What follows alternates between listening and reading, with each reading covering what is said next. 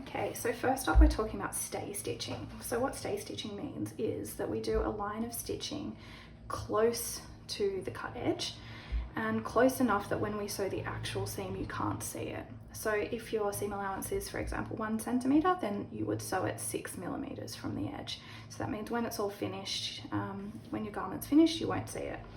If you had a smaller seam allowance, like a 6 millimetre seam allowance, in the folds patterns don't use 6 millimetre seam allowance, but in industry it's very common to have a 6 mil seam allowance, particularly on necklines and armholes.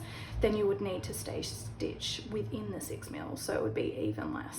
Okay, and the reason we use stay stitching is it prevents curves, particularly curves, but also bias cut pieces to stretch out. So if you look at this neckline, you can see that because of the curve that's cut, parts of it could very easily stretch because it is almost on the bias, as you can see there, and the armhole as well. This fabric doesn't do it justice. It's very stiff calico, so it actually doesn't stretch as much, but if you're using something like a linen, you will notice that it can really stretch out quite quickly.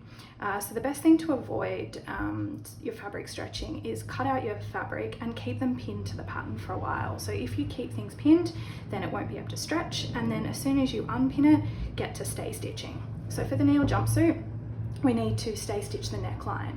So we stay stitch from the shoulder down to the center front notch. You'll see that notch on each side.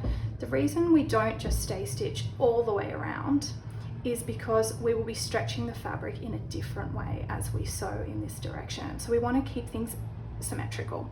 So we stitch from the shoulder down to the center front and the shoulder down to the center front. So that means if there's a tiny bit of stretching as you stitch, it will be the same on both sides, okay? Same with the armhole, we stitch down the armhole and down the armhole.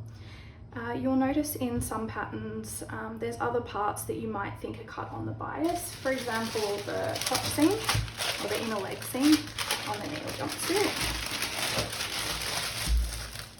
which you can see here. So you can see that this is almost on the bias and would very easily stretch. The reason we don't stay stitch things like that is because that's part of what makes the garment fit. So that bias actually helps with this, with how we ease this back leg seam into the front leg seam. Okay, so we don't stay stitch all curves. For example, if you're putting sleeves into a shirt, you don't stay stitch the armholes because you need that flexibility of the armhole to set in your sleeve. So use the pattern to work out which seams, which edges need to be stay stitched.